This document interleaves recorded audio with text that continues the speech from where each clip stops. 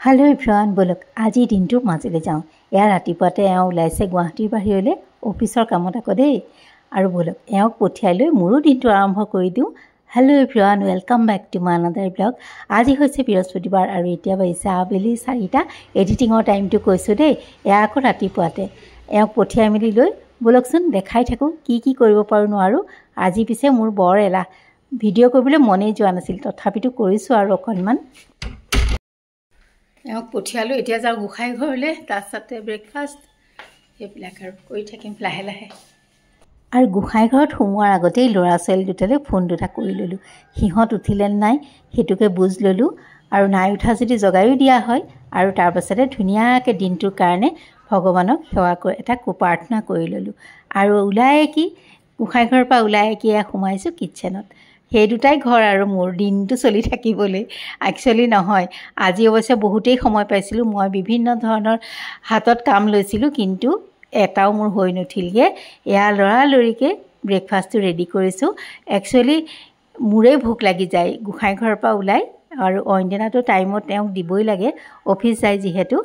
আৰু আজি বাৰু ইমান টাইমৰ একো কথা নাই কিন্তু মোৰ ভোকটো আকৌ বৰকে লাগে গটিকে ৰেডি কৰি লৈছো আৰু এইবিলাকনো আৰু কি দেখাম আপোনালোকৰ খংহে উঠিব অকনমান ভিডিঅ' কৰি থোৱা আছিল সেই কাৰণে অকনমান এনেকৈ দেখাই দিছো আৰু বলক এতিয়া ধুনিয়াকৈ ব্ৰেকফাষ্ট কৰি লওঁ ভাবিছিলো অকনমান উলাই যাম পূজাও আহিছে নহয় ব্লাউজ কেটামান চিলাব লাগে আৰু ইয়াত দেখাইছো দেই ধুনিয়া লাগিছে বুলি টেস্টি হৈছে বুলি আসলতে ভুকত যি খাওঁ তাকেই বৰ টেস্টি লাগে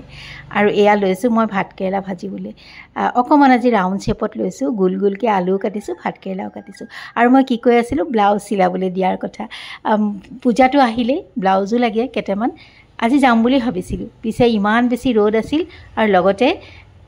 ঘৰৰ ভিতৰতে যেহেতু মিস্ত্ৰী কাম চলিও আছিল সিহঁতক কিবা লাগিবও পাৰে পটককে তেওঁলোকক গটিকে মই বলো নাই এও নাই যেহেতু গটিকে উলাই নযোৱাই ভাল সেই বুলি আকৌ আজি মানে হেতু কাম বন্ধ কৰিলো আৰু ভাবিছিলো কিবা এটা বেলেগ ধৰণৰ ৰেচিপিকে বনাম কিন্তু নাই তাতো মোৰ এলাহ লাগিলে এয়া ভাত কেৰেলাখিনি বহাই দিছো অকমান পিয়াজ ভাজি অকমান মই জিৰা ফুটাই ভাজিছো জিৰা ফুটাই তাতে পিয়াজ দিছো আৰু ভাত কেৰেলাখিনি দি দিছো কেতিয়াবা শেপটো বেলেগ হলেও ভাল লাগে ন মই নে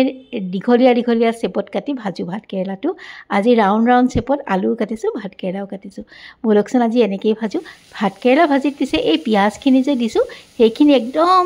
মানে ভাত কেৰেলাখিনিৰ লগতে একদম ৰঙচুৱা হৈ এই যে গোন্ধ এটা আহে সেইটো পিয়াজ ভজা সেইটো আহিব লাগে এয়া চাওকচোন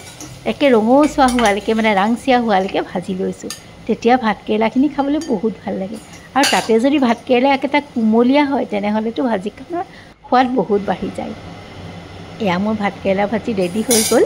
আৰু ভাবিছিলো আৰু কিবা কিবি কৰিম কিন্তু কৰা নহল কিন্তু চাটনি এটাকে বনাবলৈ লৈছো বলকচোন তাকে আপোনালোকৰ লগত শেয়াৰ কৰো অকনমান এবাৰ ভাবিছো এটা চাটনি বনাও বুটৰ লগতে যে নাৰিকল দিলে ভাল লাগে মোৰ পিছে নাৰিকল নাই মই বুটেই দিছো কেটামান আদা কি নহৰু দিছো দুফুটামান আদা থাকিলেও দিব পাৰে আৰু বুট কেটা দিছো ইয়াত দিছো মই অলপ ধনিয়া আৰু কেঁচা জলকীয়া দিম কেঁচা নহয় এটা পকা জলকীয়াকে দিছো আৰু অকমান নেমু চেপি দিছো এতিয়া ইয়াতে দিছো মই অকমান নিমখ সোৱাদ অনুসৰি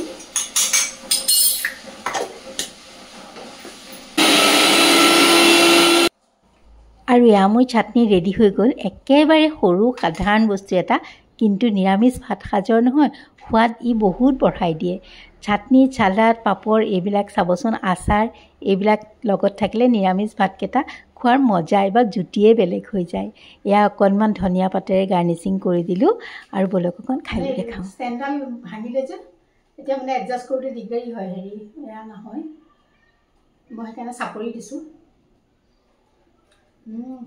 টেস্টি বনাই খাব পাৰে দেই আৰু আজি যেহেতু মোৰ বিশেষ একো কাম নহল গটিকে এই টাইলছখনকে ভালকে সাফা কৰি ললো আৰু তেন্তে আজি